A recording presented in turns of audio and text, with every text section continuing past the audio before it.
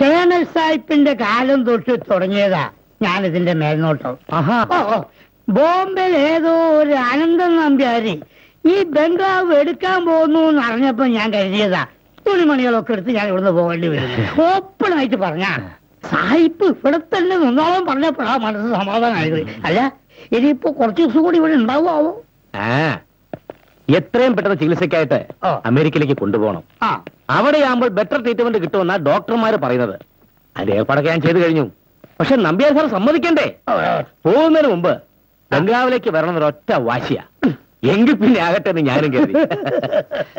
അല്ല, ഏതൊരു മകനെ കുറിച്ച് സൂചിപ്പിച്ചല്ലോ, ഇങ്ങോട്ട് വരുന്നുണ്ടോ ആവോ? അതൊരു പഴയ കഥ. പണ്ടെങ്ങാണ്ട് ഉണ്ടായ ഒരു അവിധവിധത്തിലെ കുട്ടിയാ. 10-25 കൊല്ലമായി ഒരു ബന്ധവുമില്ലായിരുന്നു. ഇപ്പോ കിടപ്പിലായപ്പോഴാ തോന്നലുണ്ടായത് ചെറുക്കനെ ഒന്ന് കാണണമെന്ന്. ഇത്രയും കാലം തിരിഞ്ഞു നോക്കിയിട്ടില്ലല്ലോ. ഇനി അവൻ വരുവോ ആവോ? അവൻ വരുത്തൊന്നുമില്ലെന്നേ. വഴിയൊക്കെ ഞങ്ങൾക്കറിയാം. അതോർത്ത് മുതലാളി വിഷമിക്കണ്ട.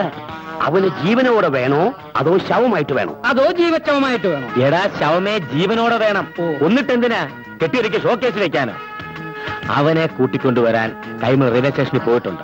അയാളുടെ കയ്യിലെങ്ങാനും കിട്ടിയാൽ പിന്നതേ ഗോവിന്ദ.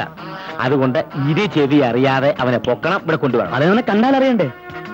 ഓ, അത് ശരിയാണല്ലോ. അതിനൊരു വഴിയുണ്ട്. അവൻ ഇറങ്ങി വരുമ്പോൾ അവനോട് പേര് ചോദിക്കുന്നു. അവൻ കുട്ടിക്കൃഷ്ണൻ എന്ന് പറയുന്നു. അവനെ നമ്മൾ കൈയോടെ പൊക്കുന്നു. മിടുക്കൻ മിടുക്കൻ.